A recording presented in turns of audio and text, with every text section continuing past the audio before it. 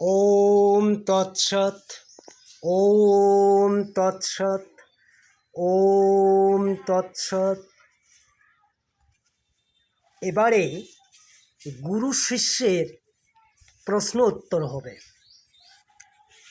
এখন গুরু শিষ্যের প্রশ্ন উত্তর কি বলতেছেন, যে প্রশ্ন ভাবান্নবে ডুবে মরি, কহ গুরু কৃপা করি।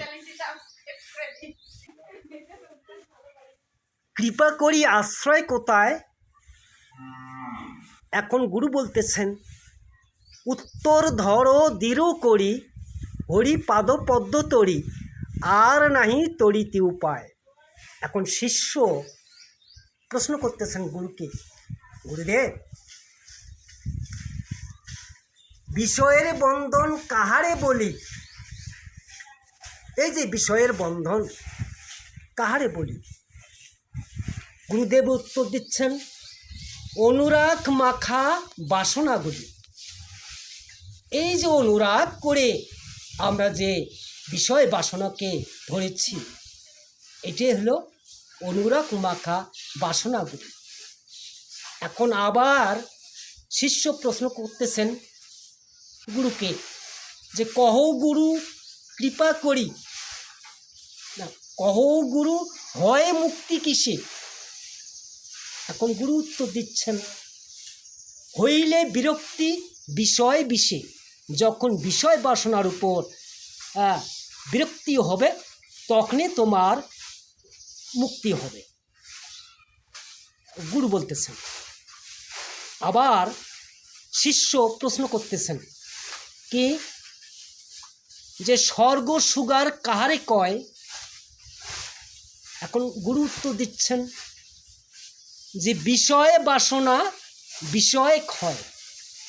যখন এই বিষয় বাসনা বিষয়ের মধ্যে ক্ষয় হবে, তখন তোমার স্বর্গ সুখ হবে।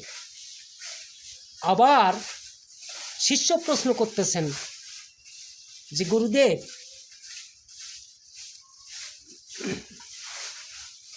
সুখের শয়ন হয়েছে কার? এই যে সুখের শয়ন, শিষ্য প্রশ্ন করতেছেন, সুখের শয়ন হয়েছে কার? এখন গুরু উত্তর দিচ্ছেন, কি উত্তর দিচ্ছেন, যে ধ্যান ধারণা সমাধি যার। এই ধ্যান ধারণা যার সমাধি হয়েছে, তারই সুখের শয়ন হয়েছে। আবার শিষ্য গুরুকে প্রশ্ন করছেন কি, যে যথার্থ দরিদ্র নামটি কার? এই যে দরিদ্র নামটি, এই নামটি কার? এখন গুরু উত্তর দিচ্ছেন, যে বিশাল বিষয়ে বাসনা যার, যার বিষয়ে বাসনা, বিরাট কামনা বাসনা যার আছে, সেই প্রকৃত হলো দরিদ্র, সেই হলো প্রকৃত দরিদ্র, এই নামটা তারই। আবার শিষ্য প্রশ্ন করলেন, যে কি, যে বিষয়ের বিষ কি? গুরু উত্তর দিচ্ছেন, বিষয়ের রস। সদা দুঃখী কিবা বিষয়ে বশ। যে বিষয় বাসনায় বশ হয়েছে, সেই সব সময় দুঃখী। আবার প্রশ্ন করলেন কি শিষ্য, যে বিষয় পূরণ হয় না কার? এই যে বিষয় পূরণ, এটা হয় না কার? কাম ক্রোধ লোভ মিথ্যাচার, এই যে এগুলোর কোনোদিন বিষয় বাসনা পূরণ হয় না। আবার প্রশ্ন করছেন শিষ্য, কি প্রশ্ন করছেন, যে সাধুর ঘৃণিত কেন কামিনী কাঞ্চন ভোগ? এই যে একটা প্রশ্ন শিষ্য। এখন গুরু উত্তর দিচ্ছেন কি, যে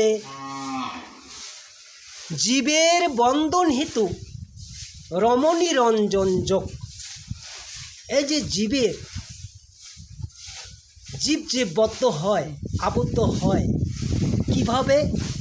এই যে কামনি কাঞ্চন এগুলো দিয়ে বদ্ধ হয়। জি। আবার প্রশ্ন করলেন শিষ্য যে গুরুদেব,